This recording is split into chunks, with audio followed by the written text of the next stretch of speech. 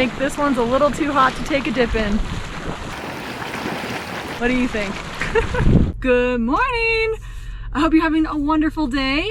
I'm not sure what the adventure holds. I know we're gonna find some really cool geothermal features together. A high priority is finding a place to cool off, a waterfall or a lake, preferably not a boiling one, but we'll see what happens. Luckily, I found some cool and clear volcanic lakes to cool off in, along with steaming volcanic vents called fumaroles, bright blue thermophilic springs, and an old underground lava tube. Thankfully, I haven't seen any signs of Bigfoot yet, so let's get into it.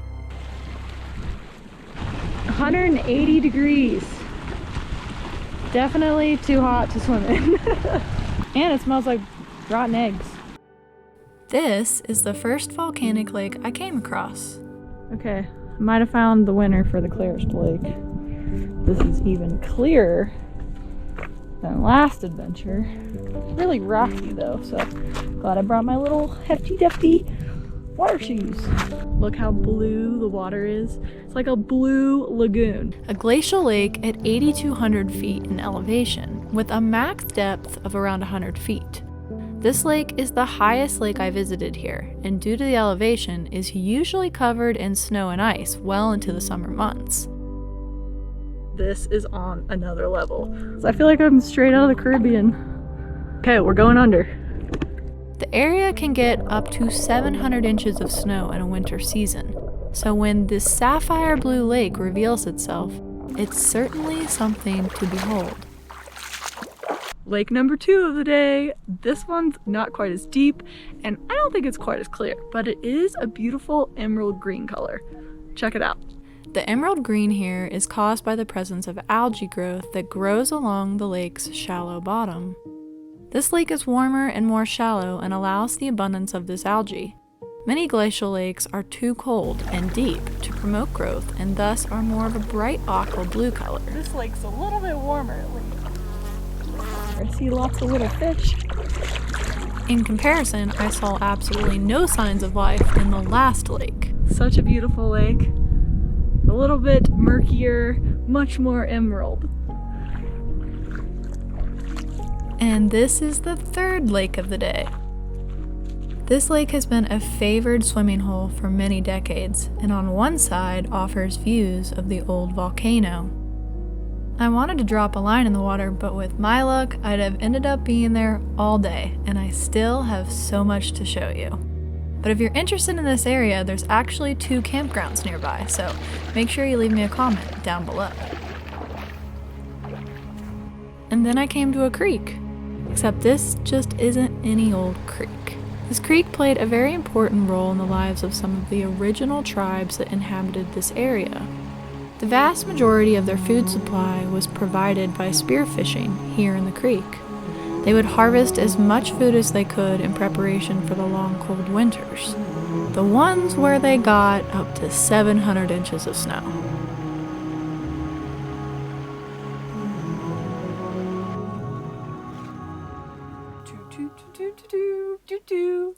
Just had to hop in here for a quick mid-afternoon coffee break and to remind you to check out my website, lostwithhannah.com, to see more videos and get access to my Lost with Hannah show.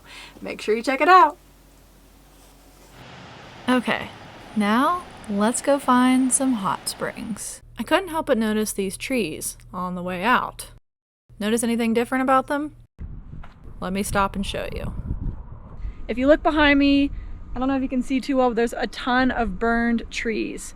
I've always wanted to see this, but unfortunately a wildfire ripped through here and burned a huge portion of it, and I didn't get to see it before that. Just goes to show you should get out there and do what you want to do before it's too late. Starting out on the trail, check out that view. So beautiful. The trail I'm taking you on today leads to a very hydrothermal area full of mud pots, hot springs, and fumaroles. Nice narrow trail. Don't want to fall off. Beautiful views. The trees provide just enough shade so I'm not out here in the sunshine getting sunburned. That mountain behind me is the old volcano that erupted back in the early 1900s. Okay, fellow Earthlings, we have now officially reached Mars. I I know I say I'm always in a place that looks like another planet, but this actually looks like another planet. There's all this geothermal activity, these vents, all this steam. Let me give you a better look. See all the steam?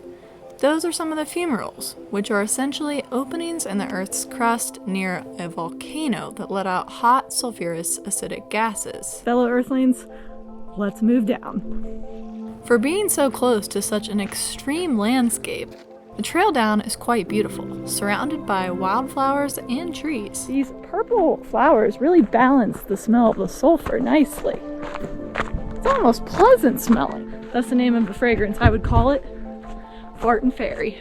Nice purple fairy flowers and farts. The blue water looks so inviting, but it is extremely hot and steamy. Anybody got any wrinkled clothes? I got the solution for you.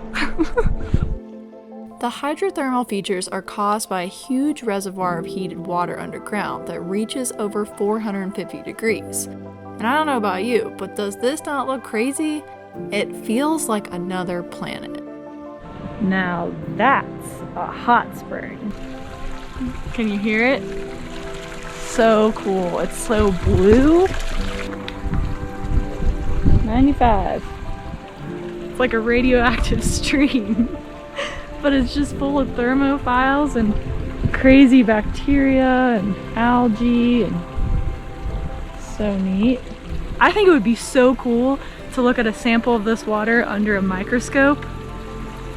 Can't even imagine what you'd see. The rotten egg smell comes from the scent of hydrogen sulfide gas, which is a natural product of all volcanoes and hot springs.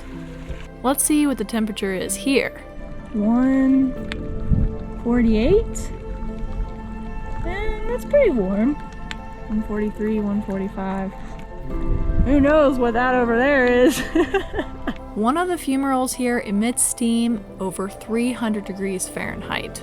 And they're so loud. They make this loud hissing sound from the steam and gas. I just realized why my temperature reading on the boiling water earlier was 181 degrees Fahrenheit. Because I'm above sea level. At around 8,600 feet, boiling is around 196 degrees Fahrenheit. So that is why the water was boiling at a lower temperature. Sea level is 212. Okay, next on the list for today. An old lava tube.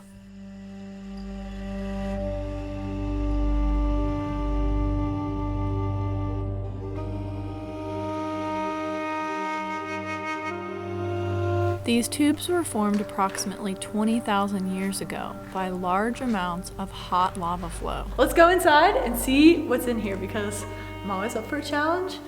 It's almost sunset and I have one more lake I want to visit, so let's go. Eventually, the lava drained away, but left behind these cave-like systems underground. And then there was light. This is a little alcove in the tunnel. Hopefully you can see the ceilings because I really think the ceilings are super cool. They almost look like geodes. It's like an art installation on the ceiling. Thankfully, I haven't seen any signs of Bigfoot yet, so I think it's safe to keep going.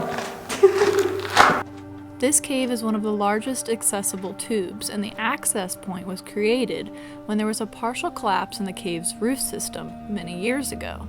Look at all the old lava. So texturized. The floor is incredibly creviced. This cave remains a cool 45 to 50 degrees Fahrenheit, and the visibility in the middle of the cave is 0.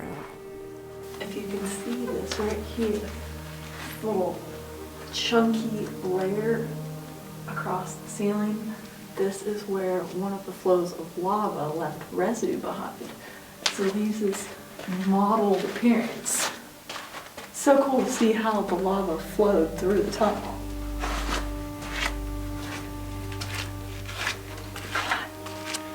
I'm sad to report there weren't any aliens down here, but I did find a cul-de-sac for the lava flow. Apparently it would come in here and then go back out to the main flow, and the pressure from the lava would actually cause these rivets in the ground.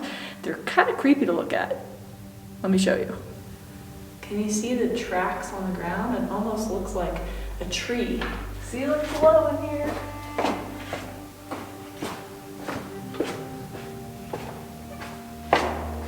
This right here was a partial cave-in, and this is caused by the constant cooling and contracting of the lava. As it cooled, it would get weaker and eventually cave in. This was the kind of texture I was trying to show you in the dark. Unfortunately, I'm not a lava expert, so please comment below if you are. When it cools, it leaves this very aerated, porous, hard surface. It kind of reminds me of coral. I don't know. Why are there so many holes left behind when it cools? Yeah, no big deal. Just some Indiana Jones jungle trail to get down. Now for the last lake of the day. Just in time for golden hour. What a great way to end the day. Well, today, together, we explored 4 beautiful lakes. 1 historic creek, a hydrothermal volcanic area, and an ancient underground lava tube. I'd say today was a successful day, and I want to thank you so much for joining me. I'm gonna go to sleep now. Hopefully you'll join me on our next adventure, and if you can't wait until then, make sure you check out lostwithhannah.com to watch all the extra videos. Good night.